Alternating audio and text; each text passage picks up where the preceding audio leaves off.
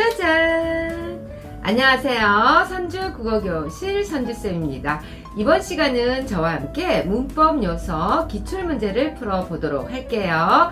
댓글에 첨부된 수강 자료를 출력하셔서 함께 보시기를 권해드립니다. 준비 되셨나요? 출발!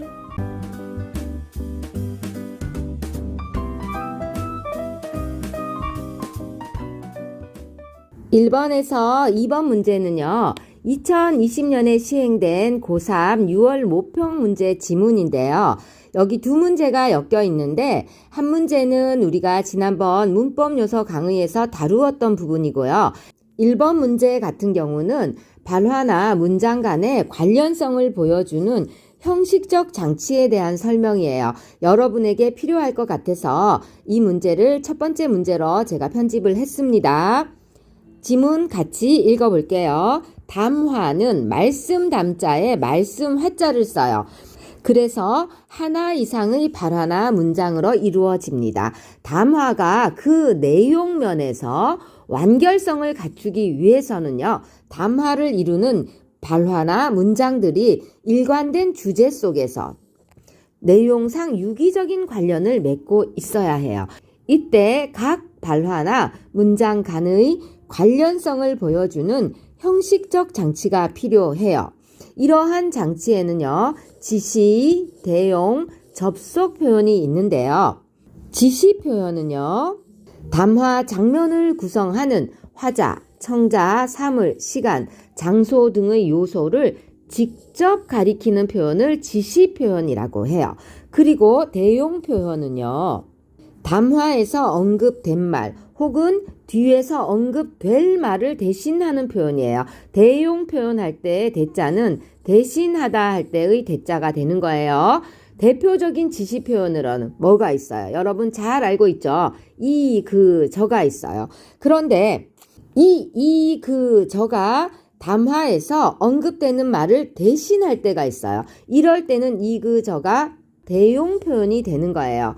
예를 들어 보면요. 친구가 든 꽃을 보면서 화자가 이 꽃 예쁘네 라고 했다면 이때 이는 뭘 가리키는 거예요? 뒤에 있는 꽃을 직접 가리키죠. 그래서 이때의 이는요. 지시 표현이 됩니다. 그러나 화자가 그런데 지난번 꽃도 예쁘던데 그때 그거는 어디서 샀어? 이렇게 발화를 곧장 이어간다면 이때의 그거는 무엇을 가리켜요?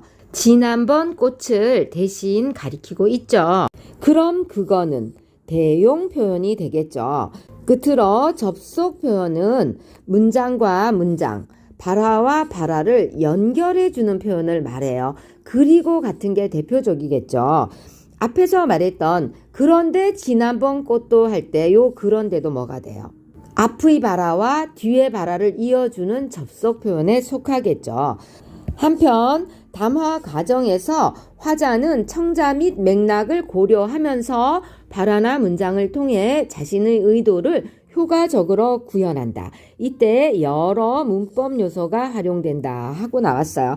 그러면 한편 이후 문장은 문법 요소가 담화에서 어떻게 활용되는지에 대한 설명이 되겠죠. 그래서 우리는 여기까지 읽은 다음에 1번 문제를 해결하고 와서 다음 문단을 더 읽고 2번 문제를 해결하도록 할게요. 1번 문제입니다. 윗글을 바탕으로 보기의 A에서 F까지에 대해 설명한 내용으로 적절하지 않은 것을 찾는 문제예요.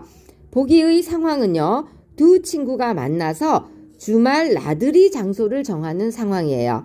자, 선이가 우리 이번 주말 나들이 장소로 어디가 좋을까? 요 주말 나들이 장소를 정하는 게 이 담화의 주제가 되겠죠. 그런데 영선이가 딴 생각을 해. 그리고는 지금 저녁 먹으러 가자.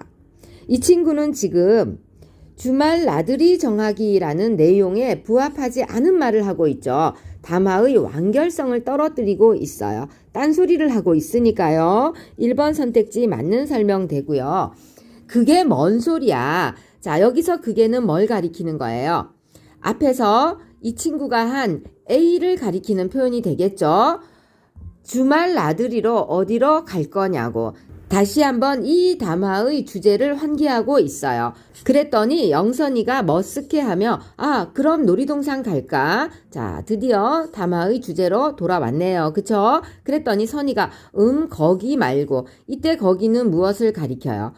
영선이가 말한 놀이동산을 가리키는 표현이 되겠죠. 그래서 2번 선택지 영선이 발화한 놀이동산을 대신하는 대용 표현이다. 맞는 설명 되겠죠.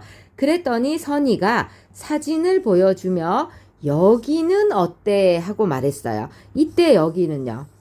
여기 있는 사진 속의 장소를 말하는 거겠죠. 영선이가 거기? 이랬어요. 여기 거기는 사진 속의 거기가 되겠죠. 같은 장소가 되는 거예요. 어딜까요? 해수욕장이겠죠. 해수욕장은 아직 좀 춥잖아 라고 말했으니까요. 그럼 3번 볼게요. C와 D는 발화 간의 관련성을 높이는 형식적 장치로, 맞죠? 형태는 다르지만 동일한 장소를 나타내고 있다. 맞는 설명 되고요. 영선이 말을 다시 볼게요. 해수욕장은 좀 춥잖아. 그리고 너무 멀잖아. 자, 이때 그리고는요. 앞에 있는 문장과 뒤에 있는 문장을 연결해주는 접속 표현이죠. 4번 선택지 볼까요? 이는 그리고죠. 해수욕장은 좀 춥잖아와 너무 멀잖아를 대등하게 이어주는 접속 표현이다. 맞는 설명 되겠지요. 선이를 바라보며 작년에 갔던 수목원은 어때? 하고 새로운 장소를 제시해요. 그랬더니 선이가 그래 거기가 좋겠다. 이때 거기는요. 영선이가 앞에서 제시한 수목원을 다시 한번 가리키는 대용 표현이 되겠죠. 5번 선택지 볼게요. F는 거기에요. 작년에 갔던 수목원을 직접 가리키는 지시 표현이다. 직접 가리키는 게 아니라 앞에서 영선이 한 발화를 대신하는 거니까 대용 표현이 되겠죠. 그래서 틀렸습니다. 정답은 5번 되겠습니다. 이제 2번 문제를 해결하기 위해서 아까 보던 지문을 다시 이어서 보도록 할게요. 한편 여기서부터요.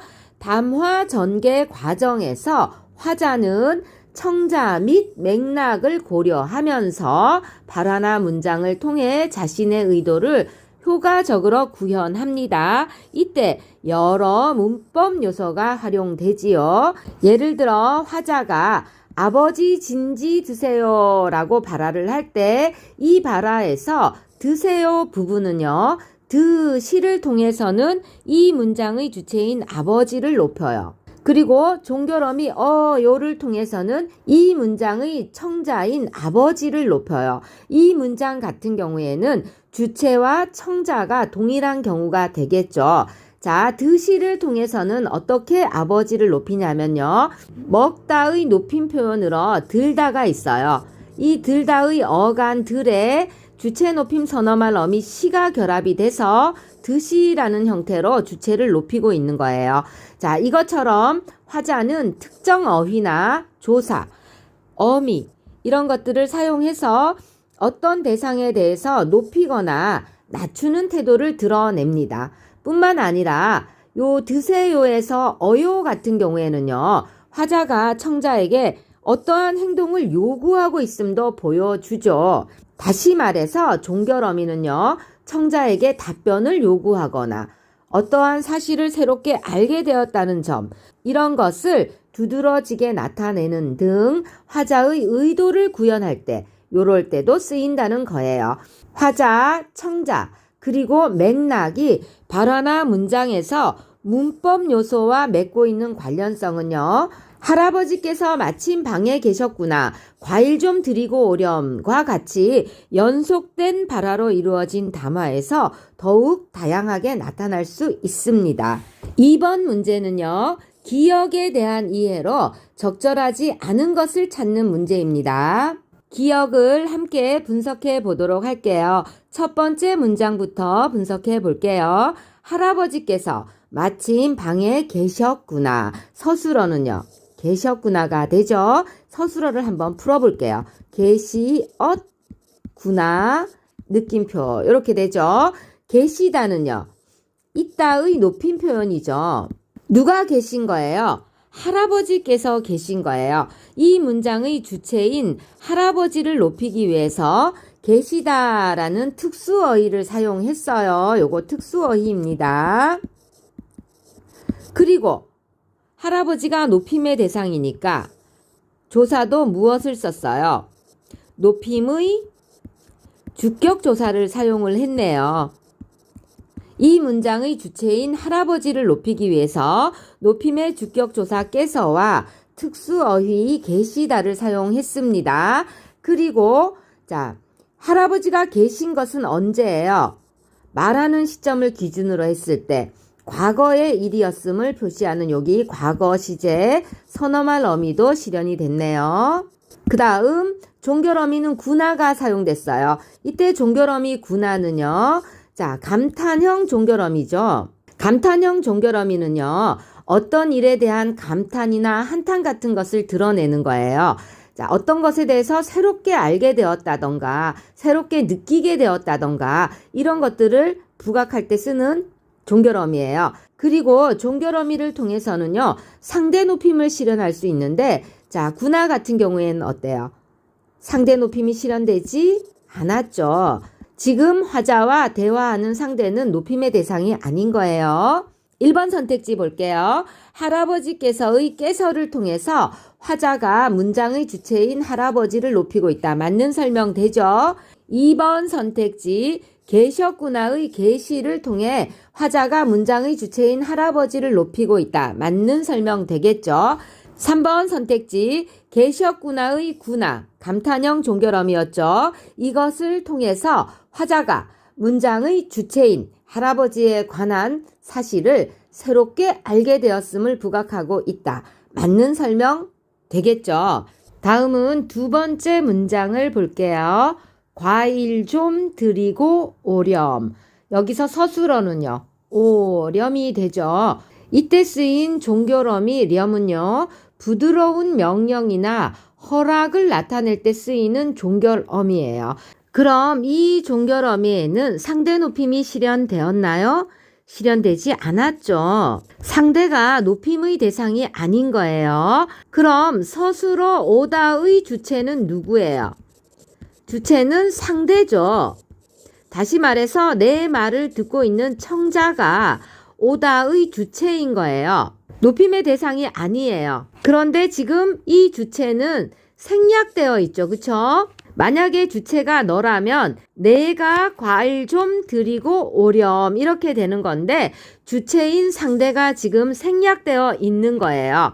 자, 과일 좀 드리고는 누구한테 드리는 거예요? 객체에게 드리는 거겠죠. 이때 객체는 누구예요? 연속된 발화니까 앞에 있는 할아버지가 이때의 객체가 되겠죠.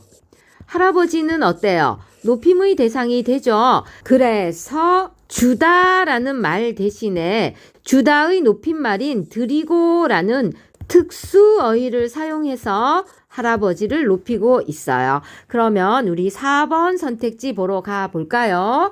드리고의 드리를 통해서 화자가 문장의 주체가 아니라 뭐였어요? 객체였죠. 객체인 할아버지를 높이고 있어요. 4번 선택지 틀렸네요. 5번 볼까요? 오렴의 렴을 통해서 화자가 청자에게 어떠한 행동을 요구하고 있다. 오라는 행동을 요구하고 있는 문장 맞지요? 자, 5번 선택지 맞습니다. 그래서 정답은 4번 되겠습니다. 다음 3번에서 4번 지문은요. 시제 관련 지문인데요. 2021년 9월 고1 모평 문제 지문입니다. 같이 읽어볼까요? 어떤 행위, 사건, 상태의 시간적 위치를 언어적으로 나타내주는 문법 범주 뭐라고 했어요? 시제라고 했었죠. 이 시제는 사건이 발생한 시점인 사건시. 자, 사건이 발생한 시점을 무엇이라 한다? 사건시라 합니다. 그 사건을 언어로 표현하는 시점, 이것은 발화시라고 하죠. 말하는 시점을 말하는 거예요. 선후 관계, 앞이냐 뒤이냐 거기에 따라서 시제가 결정됩니다. 과거 시제는 사건 시가 발화 시보다 앞선다는 얘기는 먼저라고 이해하시면 돼요. 시제로 주로 선어말 어미 아시나 엇을 통해서 실현됩니다. 또 동사 어간에 관형사형 어미 은을 붙이거나 용언의 어간이나 서술격 조사에 던을 붙여서 과거 시제를 실현합니다. 다음 현재 시제는요. 사건 시와 발화 시가 일치하는 시제가 되겠죠. 이 경우는 동사와 형용사가 시제를 실현하는 방법이 다른데요. 동사 같은 경우는요. 선어말 어미 는을 사용하거나 관형사형 어미 는을 사용해서 현재 시제를 실현해요. 그런데 형용사나 서술격 조사는요. 관형사형 어미 은을 통해서 실현을 해요.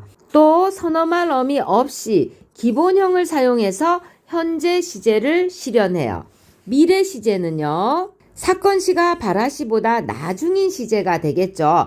이 경우는요. 동사, 형용사 구별 없이 선어말 어미 get을 통해서 실현되는 게 일반적이에요. 하지만 관형사형 어미 을을 쓰거나 또 관형사형 어미 을과 것이 결합된 리을것 있죠. 을것. 이걸 통해서도 실현이 돼요. 또 이런 방법 외에도 어제, 지금, 내일과 같은 시간 부사어를 사용해서 시제를 드러내기도 합니다. 그런데 시간을 표현하는데 사용되는 문법 요소가 언제나 특정한 시제를 나타내는 것은 아니에요.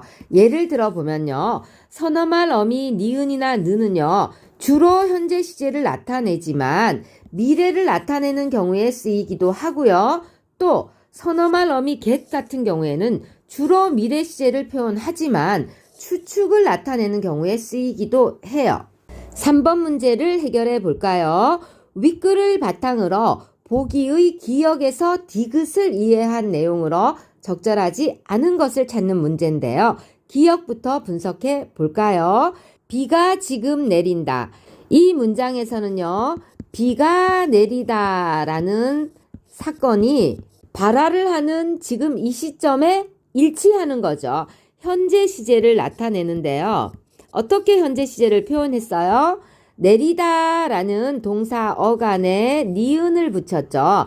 선어말 어미, 얘가 어말 어미니까요. 선어말 어미 니은을 사용을 해서 현재 시제를 드러냈어요. 게다가 지금이라는 시간 부사어도 사용을 했지요. 그럼 니은, 비가 내일 내릴 것이다는요. 비가 내리다라는 이 사건이 아직 안 일어났죠. 그럼 얘는 시제가 미래가 되겠죠. 어떻게 미래를 실현했어요? 자, 내리다라는 동사 어간 뒤에 뭐가 붙었어요? 리을이 붙었어요. 이때 리을이 무엇이냐? 얘는 뒤에 있는 것을 수식해 주니까 관형사형 전성어미가 되겠죠.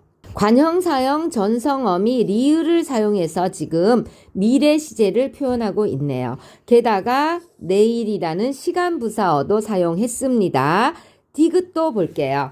내가 찾아간 곳에 비가 많이 내렸다. 비가 내리다라는 사건은요. 발화시보다 먼저인가요? 나중인가요? 먼저죠. 과거의 일이 되겠죠. 서술어인 내렸다를 분석을 해보면 내리었다로 풀어지죠. 여기서 동사 어간은 내리다가 되고요. 엇은요. 과거 시제를 나타내는 선어말 어미가 되죠. 그 다음에 다는 이제 평서형 종결 어미예요. 선어말 어미를 통해서 과거라는 시제를 실현하고 있습니다. 앞문장도 볼게요. 내가 찾아간 곳에 이랬어요. 그럼 내가 찾아가다라는 그 사건은요. 발화시보다 훨씬 먼저의 일이 되겠죠. 그쵸? 그걸 어떻게 표현을 했느냐. 찾아가다라는 동사 어간 뒤에 관형사형 전성어미 니은을 사용했네요. 그쵸? 자, 선택지 볼까요? 1번. 기억에는 사건시와 발화시가 일치하는 시제. 어떤 시제예요? 이 시제는 현재 시제죠. 그러니까 맞는 설명 되겠네요. 니은에는 선어말 어미를 활용한 시간 표현이 나타난다. 니은에는요, 선어말 어미가 없죠. 뭘 활용했어요? 관형사형 전성 어미를 활용한 시간 표현이 나타나네요. 잘못됐죠? 3번 선택지. 디귿에는 관형사형 어미를 활용한 시간 표현이 나타난다. 관형사형 어미의 풀네임이 관형사형 전성 어미예요. 같은 말이에요. 여기 나타났었죠? 니은 찾아간 할 때요. 그쵸? 맞는 설명 되고요. 4번. 기역과 니은에는 부사어를 활용한 시간 표현이 나타난다. 맞죠? 기역에서는 지금이라는 시간 부사어, 니은에서는 내일이라는 시간 부사어를 사용을 했어요. 맞는 설명 되고요. 5번. 니은에는 사건시가 바라시보다 나중은 뭐예요? 미래죠. 디귿에는 사건시가 바라시보다 앞서는은 어떻게 이해하라 했어요? 먼저라고 이해하라 했죠. 그러면 과거 시제가 되겠죠. 어때요? 맞는 설명 되죠? 정답은 2번 되겠습니다. 다음은 4번 문제입니다. 윗글을 참고할 때 A와 B에 해당하는 옛글이 묶인 것으로 적절한 것을 찾는 문제인데요. 윗글에서 A는요, 현재 시제를 나타낼 때 주로 쓰이는 니은이나 는이 미래 시제를 나타내는 경우를 말하고요. B는 미래 시제를 나타낼 때 주로 쓰이는 선어말 어미 개시, 추측을 나타내는 경우를 말하죠. 1번 선택지부터 볼까요? 잠시 후 결과가 발표된다. 자, 발표되다의 어간에 니은이 붙었어요. 여기 어말 어미가 있으니까 얘는 선어말 어미 맞습니다. 선어말 어미가 사용되었는데 이때의 선어말 어미 니은은 주로 현재 시제를 표현할 때 쓰이죠. 그런데 이 문장에서는요, 잠시 후라는 표현이 있는 걸로 보아서 현재가 아니에요. 미래를 나타내는 표현으로 쓰인 거 맞죠? 자, B도 한번 볼게요. 일찍 출발하느라 고생했겠다. 미래 시제를 나타내는데 주로 쓰이는 get이라는 선어말 어미가 지금 추측의 의미로 쓰이고 있네요. 고생을 했을 거라고 추측을 하니까요. B도 해당되겠죠? 2번 선택지 볼게요. 삼촌은 곧 여기를 떠난다. 이 경우도 마찬가지죠. 떠나다라는 동사의 어간 떠나 뒤에 니은이 붙었어요. 종결어미 앞에 있으니까 선어말 어미라고 했죠. 자, 현재 시제를 나타내는 선어말 어미 맞는데요. 그런데 문장 전체를 보면 현재 시제가 아니죠. 곧이라는 표현이 있는 걸로 보아서 아직 떠나지 않은 거예요. 아주 가까운 미래에 떠날 것이라는 걸 보여주죠. 그러니까 A에 해당하는 거 맞고요. B를 보겠습니다. 잠시만 비켜주시겠습니까? 미래 시제를 나타낼 때 쓰이는 선어말 어미 get이 쓰였어요. 그런데 의미는요. 잠시만 비켜주시겠습니까? 주실래요? 이런 거잖아요. 그쵸? 이때는 추측이라고 하긴 어렵죠. 추측보다는 완곡한 표현이에요. 정중하게 비켜달라고 요청을 하는 게 되죠. 그래서 B는 해당 사항 없습니다. 3번 선택지 볼게요. 사람은 누구나 꿈을 꾼다. 꾸다라는 동사 어간 뒤에 현재 시제 선어말 어미 니은이 붙어서 현재를 나타내 주고 있어요. 우리는요, 일반적인 사실이나 어떤 변하지 않는 진리를 표현할 때 현재 시제를 사용해요. 그러니까 A에 해당하지는 않겠네요. 그쵸? 그 다음에 제가 먼저 발표하겠습니다 할 때 get은요, 미래 시제 선어말 어미가 맞죠. 그리고 앞으로 이제 곧 발표를 할 거라는 예정을 나타내요. 미래 시제를 나타내는 거 맞습니다. 그래서 B에 해당하지는 않겠죠. 4번 선택지. 지구는 태양의 주위를 돈다. 자, 돌다라는 동사 어간 뒤에 현재 시제를 나타내는 선어말 어미 니은이 붙었어요. 그래서 어때요? 변하지 않는 진리를 표현하고 있어요. 현재 시제입니다. A에 해당하는 표현 아니고요. 이제 늦지 않도록 하겠습니다. 미래 시제를 나타내는 선어말 어미 get이 있고요. 미래를 나타내는데 여기에는 추측보다는 어떤 의미가 있어요? 약간 의지? 이런 게 좀 느껴지죠? 그러니까 추측의 의미 아닙니다. 5번. 그가 내 의도를 알아채고 웃는다. 동사 어간 웃다 뒤에 현재 시제 선어말 어미 는이 붙어서 지금 현재 상황을 말해주고 있어요. A에 해당하지 않겠죠. 그 다음 B. 우리 고향은 이미 추수가 다 끝났겠다. 서술어에 해당하는 끝났겠다를 한번 분석해 볼게요. 끝났겠다. 이렇게 분석되겠죠. 끝나다라는 동사 어간 뒤에 at이라는 과거 시제 선어말 어미 그리고 get이라는 미래 시제 선어말 어미가 다라는 종결 어미 앞에 쓰였어요. 그런데 앞에 보시면 이미라는 부사어가 있어요. 우리 고향은 추수가 다 끝나버린 거예요. 그래서 과거 시제 선어말 어미 at을 썼고요. 그럼 이때 get은요. 미래 시제를 나타낸다기보다는 추측의 의미만 가지고 있게 되겠죠. 요건 맞는데 A가 틀렸네요. A와 B에 해당하는 것끼리 묶인 것은 1번 선택지가 되겠네요. 그쵸? 5번 문제에 해당하는 지문은 2021년 9월 고2 모평 문제입니다. 피동 표현에 대한 문제인데요. 학생이 피동 표현은 어떤 경우에 사용하나요? 하고 질문을 했네요. 그랬더니 선생님께서 행위의 주체보다 대상을 부각하고 싶을 때, 요게 첫 번째, 두 번째, 행위의 주체를 분명하게 밝히지 않고자 할 때, 여기가 두 번째, 행위의 주체가 중요하지 않거나 누구나 아는 사람이어서 말할 필요가 없을 때, 여기를 세 번째라고 해볼게요. 또 행위의 주체를 분명히 설정하기 어려운 경우, 이 경우를 네 번째라고 해볼게요.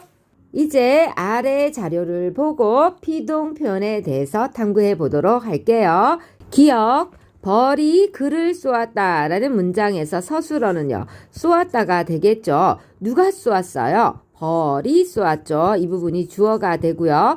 주어인 벌이 글을 능동적으로 쏘았어요. 그래서 이 문장은 능동 표현이고요. 문장 종류는 능동문이에요. 그런데 만약에 벌보다가 쏨을 당한 글을 강조하고 싶다. 이럴 경우에 피동 표현을 쓰면 돼요. 어떻게? 당한 대상인 글을 주어로 데리고 오면 돼요. 자, 주어가 당한 표현이 피동 표현이잖아요. 그쵸?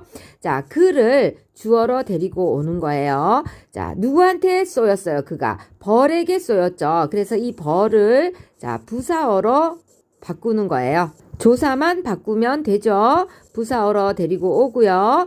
서술어는요, 쏘였다가 되죠. 자, 여러분, 우리가 일상생활에서 서술어를 사용할 때요. 가만히 살펴보세요. 축약된 형태로 많이 쓰여요. 그렇기 때문에 피동 표현이나 사동 표현 같은 것을 탐구할 때는요. 꼭 형태소를 풀어 헤쳐야 돼요. 헤쳐놓고 보면 그 안에 어떤 표현들이 쓰였는지를 한눈에 확인할 수가 있거든요. 우리도 한번 풀어볼게요. 쏘였다 같은 경우에는 쏘이었다 이렇게 풀어지죠. 이때 보면요. 능동사 쏘다의 어간에 뭐가 붙었어요? 피동전미사 이가 붙었어요. 그래서 쏘았다가 아니라 쏘였다로 바뀌는 거예요. 얘가 피동전미사예요. 피동전미사를 이용해서 피동 표현을 만든 거예요. 자, 그 다음에 또 이거 능동문을 피동문으로 바꿀 때는요. 시제도 맞추어 줘야 돼요. 능동문에서의 시제가 과거였으니까 피동문에서의 시제도 과거로 맞추어 주시면 돼요. 종결어미도 이렇게 맞추어 주시고요. 기억은 행위의 주체보다 대상을 부각하고 싶을 때 사용하는 피동 표현이 되겠네요. 능동문에서 당한 대상 글을 피동문에서 주어로 삼음으로 인해서 그 대상이 당했다는 사실을 좀 더 부각하고 있습니다. 다음은 니은을 살펴볼게요. 내가 편지를 찢었다. 서술어는요. 찢었다가 되죠. 누가 찢었어요? 내가 찢었죠. 여기가 주어예요. 무엇을 찢었어요? 편지를 찢었어요. 그런데 밑에 있는 피동문을 보면 편지가 찢음을 당한 것으로 나타났죠. 왜 그랬을까요? 능동문에서 편지를 찢은 사람인 나를 굳이 분명하게 밝히고 싶지 않은 거예요. 이런 경우에 피동 표현을 만들면 돼요. 주어인 나는 빼고 능동문에서 찢음을 당한 이 편지를 대상을 주어로 데리고 오는 거예요. 편지가 이렇게 주어가 찢음을 당한 걸로 나타내는 거예요. 부사어는 빼고 편지가 찢어졌다 이렇게. 자, 찢어졌다도 형태서 분석하면 어떻게 돼요? 찢어지었다 이렇게 되거든요. 능동사 어간 찢다 뒤에 어지다가 붙은 거예요. 그래서 피동표현이 만들어졌어요. 그리고 여기 시제, 능동문에서의 시제가 과거였으니까 피동문에서도 시제는 과거로, 능동문에서의 종결어미가 다였으니까 피동문에서도 종결어미는 다로 이렇게 맞추어주면 피동표현이 만들어져요. 니은 같은 경우는 2번의 예에 해당되네요. 디귿도 볼까요? 기자가 내 이야기를 신문에 실었다. 서술어는요. 실었다가 되고요. 누가 실었어요? 기자가 실었어요. 기자가 능동적으로 내 이야기를 신문에 실은 거죠. 얘도 능동 표현이 되고요. 능동문이죠. 얘를 내 이야기가 신문에 실렸다처럼 피동문으로 바꾸었어요. 왜요? 왜 그랬을까요? 자, 보세요. 내 이야기를 신문에 싣는 사람은 당연히 기자예요. 그렇기 때문에 중요하지 않거나 누구나 아는 사람인 거죠. 이럴 경우에 굳이 행위의 주체인 기자를 밝혀서 실을 필요가 없는 거예요. 그래서 대상인 내 이야기를 주어로 빼는 거예요. 내 이야기가 주어가 되고요. 신문에 실음을 당한 거예요. 서술어에 해당하는 실렸다를 한번 풀어볼까요? 실리었다와 같이 풀리죠. 이때 능동사 어간 씻다 뒤에 피동전미사 리가 붙었네요. 그리고 자, 능동문에서의 시제가 과거니까 피동문도 과거, 종결어미도 평서형이니까 피동도 평서형으로 이렇게 맞추었어요. 그래서 디귿은 3번에 해당하는 예다 이렇게 볼 수 있겠죠. 리을도 볼게요. 국민들이 대통령을 뽑았다. 서술어는요. 뽑았다가 되죠. 누가 뽑았어요? 국민들이 뽑았죠. 여기가 주어가 되고요. 당연히 능동문이네요. 그런데 이 능동문을 대통령이 뽑혔다처럼 피동문으로 바꿨어요. 이 경우는 왜 그랬을까요? 디귿과 마찬가지죠. 대통령을 뽑는 사람은 당연히 국민들이에요. 누구나 아는 사실이죠. 그러니까 구태여 국민들이라는 행위의 주체를 밝힐 필요는 없어요. 그래서 대통령이 뽑혔다처럼 피동 표현을 쓰는 거예요. 뽑음을 당한 사람은 누구예요? 대통령이죠. 그 대통령을 피동문에서 주어로 데리고 오는 거예요. 주어가 당한 표현이 피동 표현이니까. 자, 뽑혔다도 풀어볼게요. 뽑히었다와 같이 풀리죠. 자, 뽑다라는 능동사 어간 뒤에 히라는 피동전미사가 붙어서 피동 표현이 만들어진 거예요. 여기도 마찬가지로 자, 시제 선어말럼이 맞추고 종결어미 맞추었습니다. 리을은 3번에 해당되겠네요. 그런데 리을 같은 예문은요. 국민들이 대통령을 뽑지 못하던 시절에 국민들이 대통령을 뽑는 사건이 일어났다면 그럴 때는 능동문을 써서 국민들이를 부각해 주겠죠. 미음도 볼게요. 여기 이상한 표시가 있죠. 국어 문법 공부를 할 때 이렇게 눈 표시가 있는 애들은요. 비문 표시예요. 문법에 맞지 않다는 기호예요. 그럼 이렇게 나타나는 애는요. 얘는 아리송한 애예요. A가 추웠던 날씨를 풀었다. 서술어는요. 풀었다죠. 누가 풀었어요? A가 풀었어요. 무엇을 풀었어요? 추웠던 날씨를 풀었어요. 자, 능동문인데요. 우리가 일상에서는 이런 형태로 안 쓰고 추웠던 날씨가 풀렸다처럼 피동 표현을 써요. 왜 그럴까요? 이 경우는 4번에 해당되죠. 행위의 주체를 분명히 설정하기 어려운 경우예요. 이런 경우에는 자, 추웠던 날씨를 주어로 데리고 옵니다. 데리고 와서 이 부분을 주어 부분으로 쓰고요. 풀었다를 어떻게 바꾸었어요? 풀리었다 라고 피동 표현으로 바꾸어 주는 거예요. 능동사 풀다의 어간에 피동전미사 리를 붙인 형태를 쓰는 거죠. 5번 문제는 보기의 A에 들어갈 말로 적절하지 않은 것을 찾는 문제예요. 학생이 A라고 말을 했을 때 선생님이 네, 맞아요 라고 답을 했어요. 자, 기억에서 미음까지를 바르게 탐구한 말이 A에 들어가야 되겠죠. 1번 선택지, 기억을 보니 피동표현을 통해 행위 대상인 그를 부각할 수 있겠군요. 그렇죠. 벌로부터 쏨을 당한 그를 주어로 데리고 와서 그가 쏨을 당했다는 것을 부각하고 있어요. 맞는 설명 되고요. 2번, 니은을 보니 피동표현을 통해 편지를 찢은 주체를 분명하게 밝히지 않을 수 있겠군요. 자, 편지를 찢은 주체인 나를 빼먹었어요. 빼고 편지가 그냥 찢음을 당했다. 이런 식으로 표현을 했죠. 맞는 설명 되고요. 3번, 디귿을 보니 행위의 주체인 기자가 중요하지 않을 때 피동 표현을 사용할 수 있겠군요. 얘도 맞는 설명이 되죠. 신문에 싣는 기사는 당연히 기자가 쓰는 거니까 능동 표현에서의 기자를 생략을 했네요. 맞는 설명 되고요. 4번, 리을을 보니 행위의 주체인 대통령이 누구나 아는 사람일 때, 아니죠. 행위의 주체는 누구였어요? 국민들이었죠. 국민들인 행위의 주체가 당연히 대통령을 뽑는 거기 때문에 피동 표현을 사용했어요. 대통령이 누구나 아는 사람이어서 피동 표현을 사용했다는 설명은 잘못된 설명이 되겠죠. 5번 선택지 가겠습니다. 미음을 보니 행위의 주체를 분명히 설정하기 어려워 피동 표현을 사용했겠군요. 그렇죠. 누가 추웠던 날씨를 풀었는지 우리가 어떻게 알아요? 알 수가 없죠. 책임질 수가 없어요. 거기에 대해서. 그래서 피동 표현을 사용한 거 맞습니다.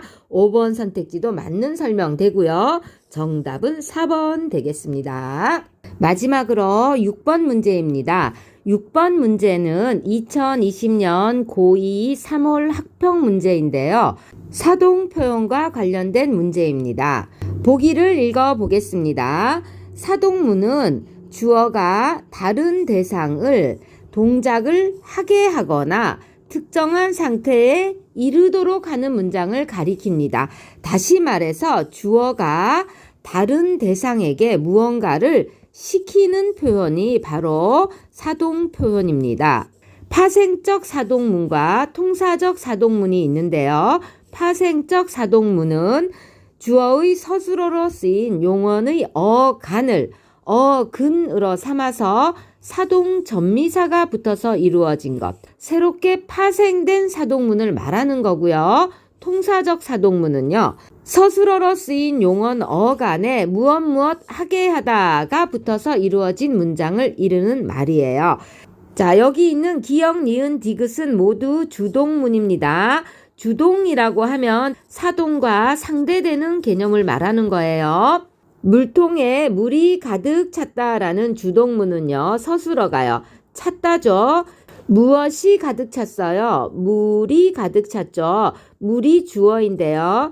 이 문장을 사동문으로 바꿀 거예요. 그러려면 물통에 물을 가득 차게 만드는 새로운 주어가 필요하죠. 자, 새로운 주어가 물통에 물을 가득 채우었다. 이렇게 바뀌게 되겠죠. 이때 새로운 주어는요, 물통에 물을 가득 차게 한 거예요. 서술어 채우었다를 보시면 주동사 어간 차에 사동 표현을 만드는 전미사 이가 붙고요. 그 다음에 다시 한번 사동 전미사 우가 또 붙었어요.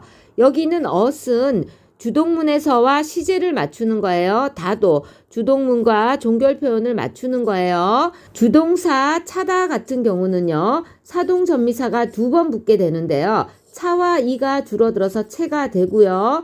여기에 다시 사동 전미사 우가 붙었다, 이렇게 보셔야 되는데, 채우다처럼 사동 전미사가 2번 붙는 용언들이 몇 개 있거든요. 대표적인 게 세우다가 되죠. 세우다 같은 경우에는 서다라는 주동사 어간 뒤에 사동 전미사 이가 붙고 그 다음에 우가 한 번 더 붙은 형태예요. 여기서도 서, 이가 줄어서 세가 되는 거예요. 채우다의 경우는 사동전미사가 붙어서 사동표현이 만들어졌으니까 파생적 사동문이 되겠죠. 통사적 피동이 되는지 한번 볼까요? 주어가 물통에 물을 가득 차게 했다. 가능하죠? 자, 주동사 어간 차 뒤에 개하다가 붙었어요. 그래서 통사적 피동도 가능합니다. 그럼 기억은요? 사동문으로 바꿀 수 있는가? 예, 기억 여기 들어가죠. 파생적 사동문으로 바꿀 수 있는가? 그렇죠. 여기도 기억은 들어가겠네요. 이번에는 니은을 한번 분석해 볼게요. 그는 한여름에 더위를 먹었다. 서술어는요. 먹었다가 되죠. 누가 먹었어요? 그가 먹었어요. 주어가 되죠.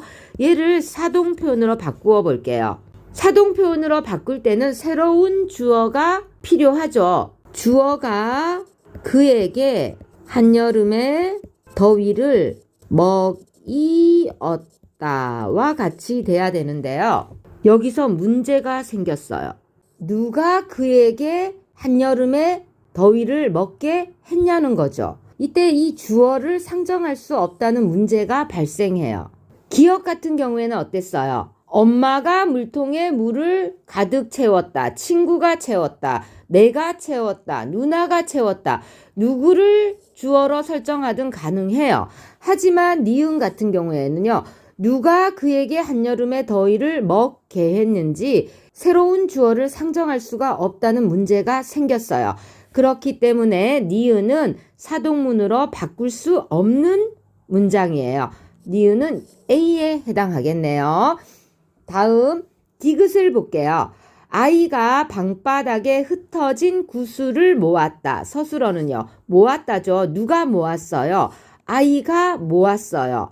이 문장도 새로운 주어를 상정을 해서 사동문으로 만들어 볼게요. 주어가 누구에게? 아이에게 방바닥에 흩어진 구슬을 모으게 했다. 이렇게 사동 표현이 되죠.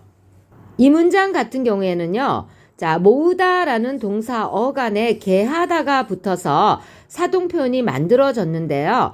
통사적 사동문이죠. 그럼 모으다의 어간에 사동 전미사 이, 히, 리, 기, 우, 구, 추를 붙여서 파생적 사동문은 만들 수 있을까요? 한번 해보세요. 되나요? 안 되죠. 이 문장 같은 경우에는 파생적 사동은 못 만들어요. 통사적 사동문만 가능한 예가 됩니다. 자, 그래서 사동문으로 바꿀 수 있는가에서는 예를 따라가서 디귿도 여기에 해당되는데요. 그 다음 질문, 파생적 사동문으로 바꿀 수 있는가에 대해서는 아니요를 따라가야 되겠죠. 그래서 A에서 C까지의 사례가 올바르게 연결된 애들은요. 몇 번이에요? A는 니은, B는 기억, C는 디귿이니까 2번 되겠네요. 정답은 2번입니다. 지금까지 문법 요소 기출문제를 풀어보셨습니다. 여러분의 실력이 조금 더 탄탄해지셨기를 바랍니다. 다음 시간은 우리 마음의 준비를 하시고 중세 국어를 공부해 보도록 할게요. 다음 시간에 또 만나요. 또 만나요. 또 만나요.